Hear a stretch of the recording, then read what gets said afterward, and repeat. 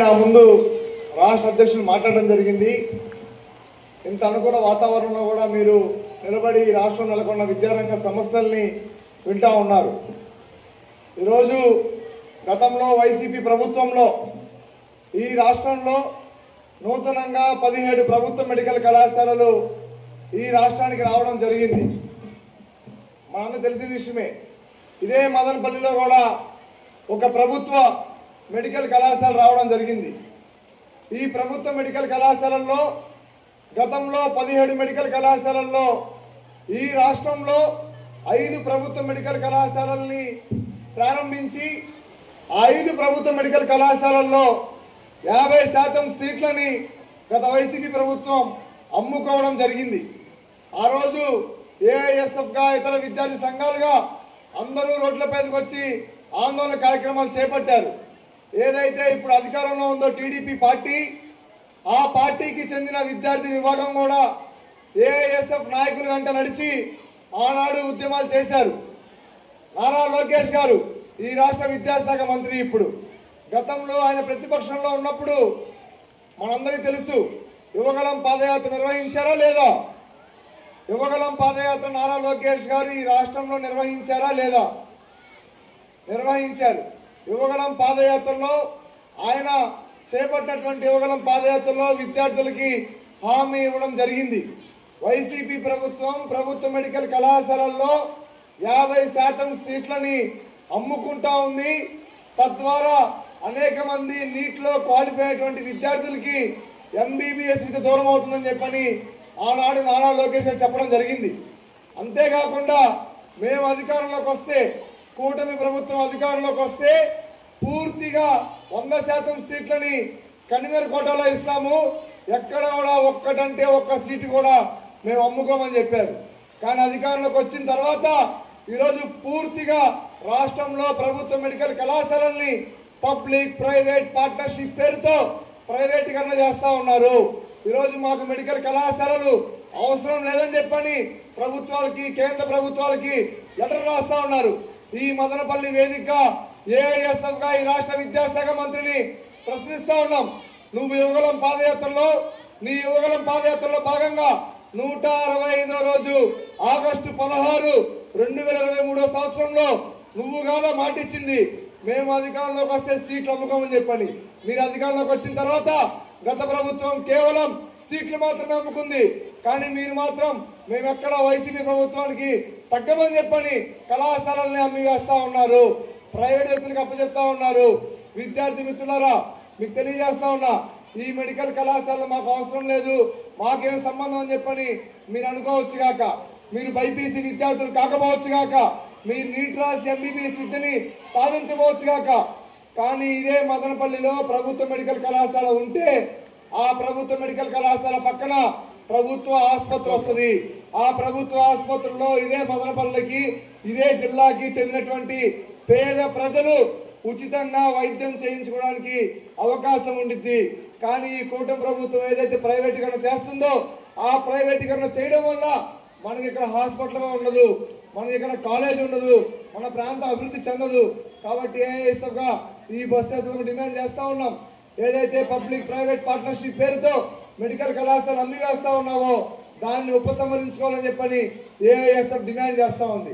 అదేవిధంగా మనం తెలుసు, ఈ రాష్ట్రంలో మీలో అనేక మంది విద్యార్థులు ఉండొచ్చు, సాంఘిక సంక్షేమ హాస్టల్స్ విద్యార్థులు, SC BC ST welfare hostels లో చదువుకుంటూ చిన్నప్పటి నుంచే డిగ్రీలు పూర్తి చేసినటువంటి విద్యార్థులు ఉండొచ్చు. కానీ ఈ రాష్ట్రంలో సంక్షేమ హాస్టల్ విద్యార్థుల సమస్యల పైన విద్యార్థి సంఘాలు మాట్లాడుతూనే ఉన్నాయి. అరిచి 60 ఏళ్ల చరిత్ర అలిసిపోయినట్లుగా ఈరోజు సాంఘిక సంక్షేమ హాస్టల్స్ లో సమస్యల్ని పరిశీలించమని చెప్పిన ఏఐఎస్ఎఫ్ డిమాండ్ చేస్తా ఉన్నా కూడా ప్రభుత్వాలు మారడం లేదు. ఈరోజు కేవలం ఎన్నికల సమయాల్లో అనేక విద్యారంగ సమస్యల్ని పరిష్కరిస్తామని హామీ ఇస్తారు. అధికారంలోకి వచ్చిన తర్వాత ఒక్కటంటే ఒక్క సమస్యను కూడా పరిష్కరించడం లేదు. ఈరోజు సంక్షేమ హాస్టల్లో విద్యార్థులకి కనీసం మంచి భోజనం అందించడం లేదు, సంక్షేమ హాస్టల్ విద్యార్థులకి కనీసం మౌలిక సదుపాయం అందించడం లేదు.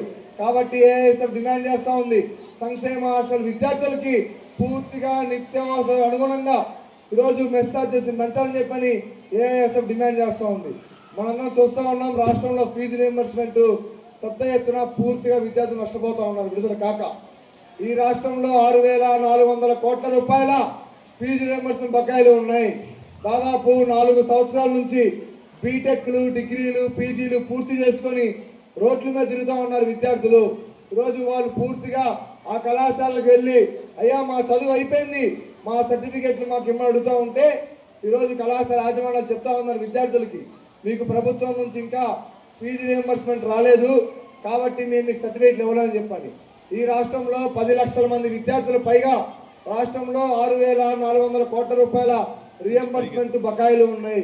ఇంతవరకు ఒక్క రూపాయి కూడా విడుదల చేయలేదు. రేపటి రోజున ఇక్కడ మీరు కూడా డిగ్రీలు అయిపోవచ్చు కాక, బీటెక్లు అయిపోవచ్చు కాక, చదివిన చదువుకి చేతిలో సర్టిఫికెట్లు లేక నిరుద్యోగులుగా రోడ్ల మీద తిరుగుతూ ఉన్నారు. కాబట్టి ఏఐఎస్ఎఫ్ డిమాండ్ చేస్తూ ఉంది, రాష్ట్ర వ్యాప్తంగా పెండింగ్ లో ఉన్న ఫీజు రియంబర్స్మెంట్ బకాయిలు విడుదల చేయాలని డిమాండ్ చేస్తూ ఉంది. నడుస్తున్నాయా లేదమ్మా? నడుస్తూ ఉన్నాయి. అదేవిధంగా పీజీ కళాశాలలో, యూనివర్సిటీల్లో కూడా ఇవాళ అడ్మిషన్లు నడుస్తున్నాయి. అంటే ఒక సెమిస్టరు 6 నెలల కాల వ్యవధి ఉంటుంది. ఒక సెమిస్టర్కు ఎప్పుడు పరీక్షలు నిర్వహిస్తారు, ఎప్పుడు ఎడ్యుకేషన్ ప్యాటర్న్ విద్యా సంవత్సరాన్ని కొనసాగిస్తారు. ఒకవేళ 3 ఏళ్ళ డిగ్రీ అయిపోయిన తర్వాత సరిగ్గా ఇంకో డిగ్రీ స్టార్ట్ చేయాలంటే ఒక అకాడమిక్ ఇయర్ వేస్ట్ అయ్యేటువంటి ప్రమాదం ఉందని కూడా ఈ విద్యాశాఖ మంత్రికి కానీ ఈ ప్రభుత్వానికి తెలియడం లేదు. ప్రాథమికంగా ఒక అకాడమిక్ ఇయర్ను రన్ చేయలేనటువంటి విద్యాశాఖ మంత్రి, ఉన్నత విద్యా మండలి, సెక్రటరియట్లు ఈరోజు రాష్ట్రంలో నడుస్తూ ఉన్నాయి. మనందరికీ తెలుసు కదా, రాష్ట్రంలో జూన్లో నడుస్తుంది, జూలైలో నడుస్తుంది అడ్మిషన్లని. కానీ ప్రభుత్వం ఎందుకు ఆ విధంగా చేస్తుందంటే, ఏదైతే విద్యార్థి మిత్రులారా, ఏదైతే ప్రైవేట్ కార్పొరేట్ ఇన్స్టిట్యూషన్స్ ఉన్నాయో ఆ యొక్క ఇన్స్టిట్యూషన్లకు విద్యార్థులందరినీ ఇంజనీరింగ్ విద్యలో తరలించడం కోసం, వారి యొక్క ఇన్స్టిట్యూషన్లు నింపడం కోసం ఇవాళ ప్రభుత్వం ఆ విధంగా చేస్తుంది. అందువల్ల ప్రభుత్వ విద్య పూర్తిగా కొరబడతా ఉంది. ప్రభుత్వ విద్యా సంస్థలు మూతబడతా ఉన్నాయి. ప్రభుత్వ విద్యార్థులకు మౌలిక వసతుల కల్పన లేకుండా పోతుంది. వారిపై నిర్లక్ష్యం చేస్తా ఉన్నారు. అందుకే మనం పోరాటం నిర్వహిస్తా ఉన్నాం. ఇదే మదనపల్లి నగరంలో విద్యార్థి మిత్రులారా సరిగ్గా ఆలోచన చేయండి.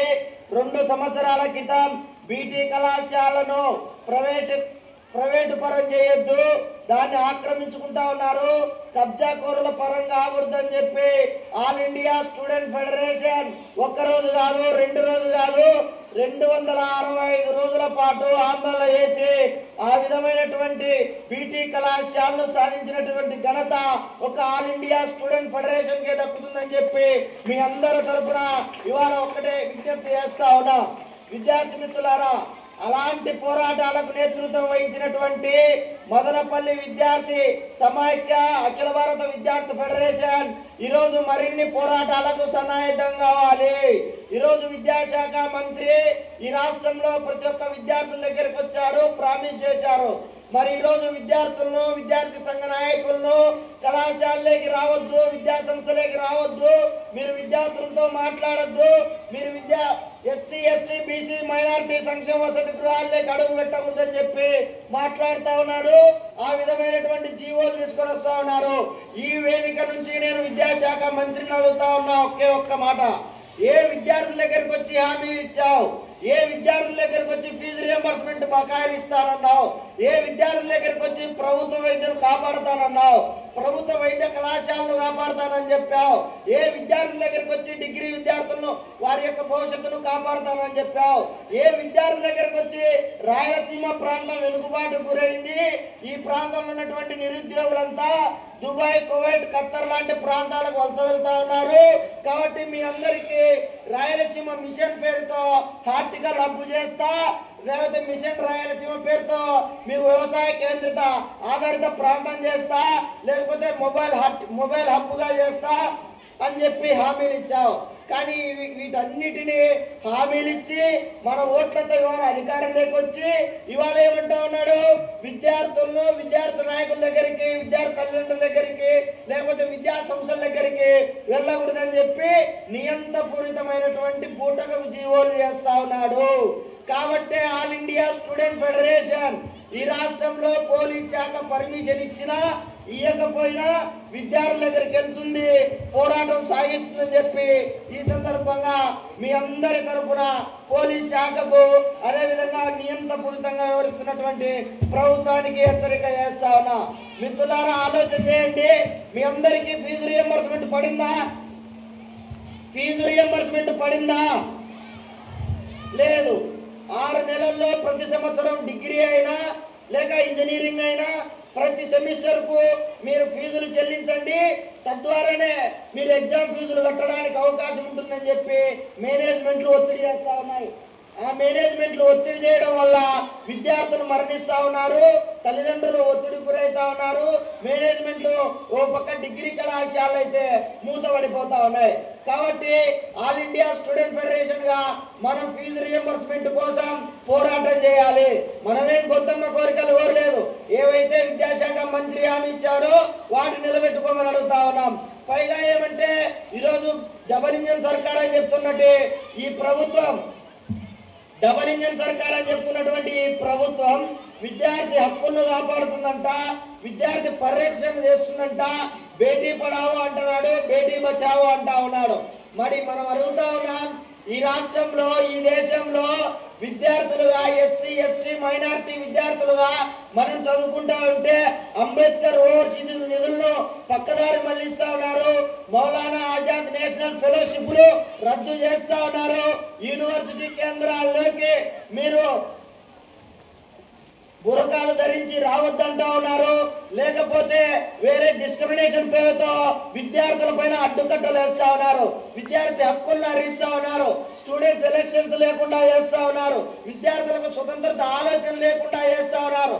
ఏం చదవాలన్నా, ఏ ఉద్యోగాలు చేయాలన్నా, ఏ పాఠశాలలో ఏ కళాశాలలో ఎక్కడ ఏం నిర్ణయించుకోవాలన్నా కార్పొరేట్లు మీ యొక్క ప్రభుత్వాలు ములాఖతై మీరు చాప కింద నీరులాగా మా విజ్ఞానాన్ని అమ్ముకుంటా ఉన్నారు, దోచుకుంటా ఉన్నారు, మా విద్యార్థి హక్కులను కాలు రాస్తా ఉన్నారు.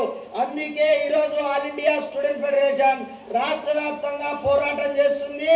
పోరాటం చేసి నీ యొక్క ఏదైతే నియంత్రిత ధోరణులు ఉన్నాయో వీటిని నేల దించేంత వరకు విద్యార్థులందరి తరఫున పోరాటం సాగిస్తుందని చెప్పి తెలియజేస్తూ ఈ అవకాశం ఇచ్చినటువంటి విద్యార్థి మిత్రులందరికీ కృతజ్ఞతలు తెలియజేసుకుంటూ సెలవు.